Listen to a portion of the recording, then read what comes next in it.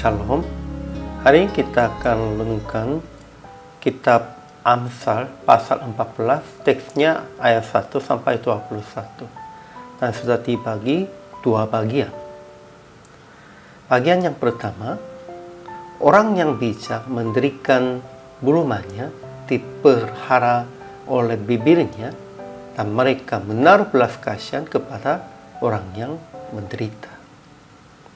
Bagian kedua, orang yang bodoh meruntuhkan rumahnya dengan tangannya sendiri, ada lautan dalam mulutnya untuk penggungguhnya, dan mereka menghina sesamanya. Kesimpulannya, perempuan yang mendirikan rumahnya berjalan dengan jujur, takut akan Tuhan, dan dipelihara oleh bibirnya.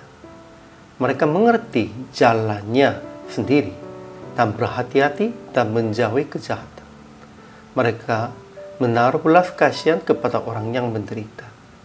Kepintarannya akan menjadi mahkota bagi orang bijak itu.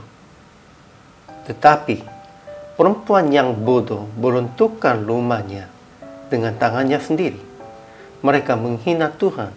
Di dalam mulut mereka ada lautan untuk punggungnya. Mereka suka dusta, menjadi pencemu, dan mereka percaya setiap perkataan dan akan ditipu sebab kurang akal budi.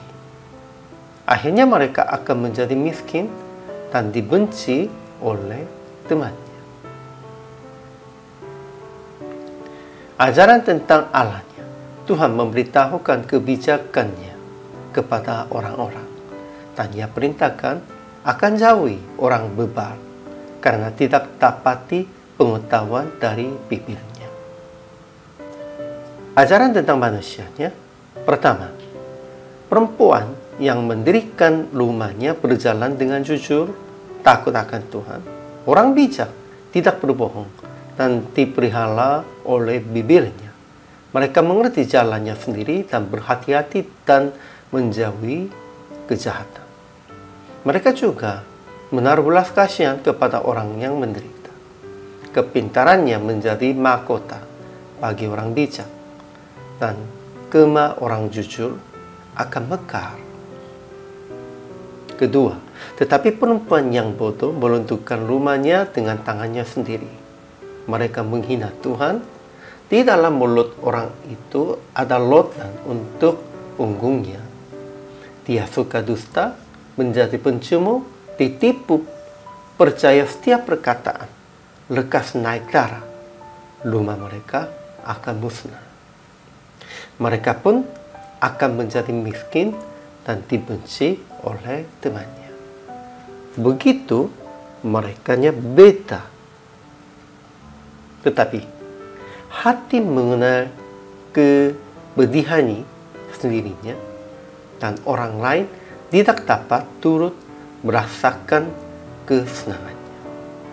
Kita semua laksanakan. Memang kita untuk share-nya penderitaan pun, atau kesedihan pun, kedukacitaan pun, atau kesukacitaan pun. Tetapi sesungguhnya tahunya sendiri dan Tuhan saja. Keempat, ada jalan yang disangka orang lulus, tetapi ujungnya menuju maut. Sehingga janganlah menuju secara pandangan manusiawinya. Kita harus menujunya dengan pandangan Allah. Kemudian aplikasi hari ini, pertama, menaruh belas kasihan kepada orang yang menderita, orang miskin, dan orang yang sakit, dan mengambil keputusan salah satunya cara untuk menolong mereka. Jangannya hanya menaruh kasihan saja, menolong mereka segera. Dan untuk itu langsung mengambil keputusan dengan cara apa dan melakukan. Kedua, jangan lekas naik darah dalam situasi apapun. Usaha akan mengontrol diri sendiri supaya tidak menjadi emosinya. Akhirnya praktek hari ini, introspeksi diri. Apakah tetap belas kasihan orang-orang yang perlu pertolongan? Apakah tetap mengontrol emosinya diri? Dan segera menolong mereka yang perlu pertolongan dengan cara yang Anda mengambil keputusan yang dulu itunya. Siapanya yang sesungguhnya orang bijaknya? Tahu? Bukan hanya tahu sajanya. Mereka yang melakukan, bukan hanya belas kasihan saja, belas kasihan dan segera menolong mereka. Inilah orang bijak. Kita juga harus menjadi begitu. Dengan demikian itu, kita bisa mendirikan rumah Allah di dunia ini pun. Kalau begitu, Tuhan pasti akan siapkan rumah bagi kita di surga. Inilah orang Kristen.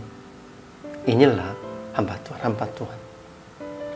Hari ini juga selama melayani, Tuhan Yesus memberkati.